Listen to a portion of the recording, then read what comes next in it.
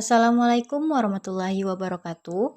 Halo semuanya, pada kesempatan kali ini saya akan memaparkan materi tentang hubungan antara bahasa dan karya sastra yang akan saya jelaskan melalui 4 aspek kebahasaan, yaitu fonologi, morfologi, sintaksis, dan wacana.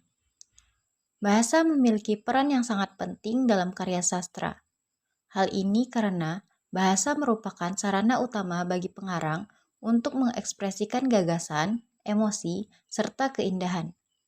Tanpa bahasa, karya sastra tidak akan mampu menyampaikan pesan dan nilai estetika kepada pembacanya. Oleh karena itu, mari kita bahas satu persatu hubungan antara bahasa dan karya sastra berdasarkan 4 aspek kebahasaan tersebut. Aspek pertama adalah fonologi, yaitu ilmu yang mempelajari bunyi-bunyi dalam bahasa. Fonologi berperan dalam menciptakan keindahan bunyi dalam karya sastra, terutama dalam puisi. Pengulangan bunyi tertentu dapat menimbulkan efek musikalitas dan ritme. Ini memperkuat suasana yang ingin disampaikan oleh penyair. Sebagai contoh, dalam puisi terkenal karya Chairil Anwar yang berjudul Aku, terdapat pengulangan bunyi vokal A dan U yang memberikan kesan tegas dan berani. Kutipannya berbunyi, "Aku ini binatang jalang, dari kumpulannya terbuang." Dari kutipan tersebut, kita dapat merasakan bahwa bunyi yang diulang bukan hanya memperindah puisi, tetapi juga menegaskan karakter dan emosi si penyair yang bebas dan penuh semangat. Jadi, melalui aspek fonologi, bahasa dapat menghadirkan kekuatan rasa dalam karya sastra. Aspek kedua adalah morfologi, yaitu ilmu yang mempelajari pembentukan kata dan perubahan bentuk kata. Morfologi memungkinkan pengarang menciptakan variasi kata untuk memperindah bahasa sastra. Dalam karya sastra, morfologi berfungsi untuk menciptakan variasi kata yang indah dan bermakna dalam.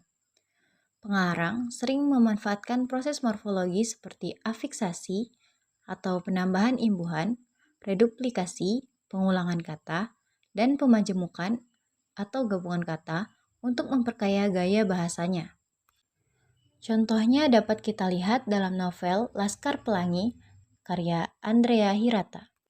Dalam novel tersebut digunakan berbagai bentuk kata seperti berlarian, menyilaukan, dan bercahaya.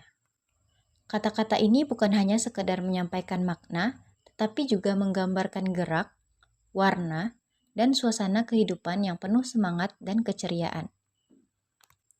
Hal ini menunjukkan bahwa morfologi membantu pengarang menciptakan kekayaan makna dan imajinasi dalam karya sastra.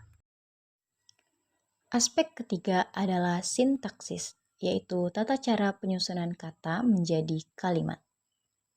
Dalam karya sastra, susunan kalimat tidak selalu mengikuti pola baku bahasa sehari-hari. Penyair atau pengarang sering memanipulasi struktur kalimat untuk menghasilkan efek estetis.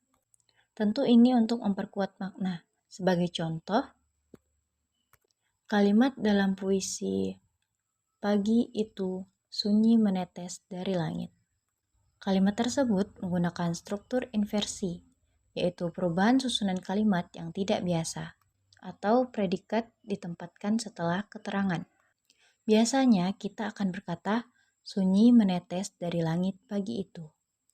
Namun, penyair membaliknya menjadi, "Pagi itu sunyi menetes dari langit." Perubahan ini memberikan kesan puitis serta imajinatif, juga memberi kesan mendalam. Artinya, sintaksis dalam karya sastra bukan hanya soal aturan, tetapi juga soal rasa dan keindahan. Aspek yang keempat adalah wacana, yaitu keseluruhan rangkaian makna dalam sebuah teks sastra.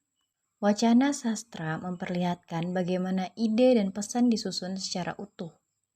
Melalui wacana, pembaca dapat memahami alur, tema, dan makna karya sastra. Sebagai contoh, dalam cerpen Robohnya Surau Kami, karya A.A. Nafis, wacana dibangun secara naratif dengan sangat kuat. Ini bertujuan untuk menyampaikan kritik sosial dan nilai moral tentang keimanan dan tanggung jawab sosial. Kekuatan wacana membuat pembaca tidak hanya menikmati cerita, tetapi juga merenungkan nilai-nilai kehidupan di dalamnya. Dari keempat aspek yang telah kita bahas, dapat kita simpulkan bahwa bahasa adalah fondasi utama dalam penciptaan karya sastra.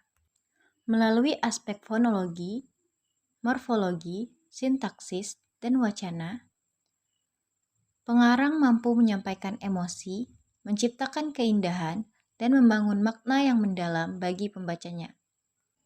Bahasa bukan hanya alat komunikasi, tetapi juga media seni yang menghidupkan sastra Indonesia dengan nilai estetik dan moral di dalamnya.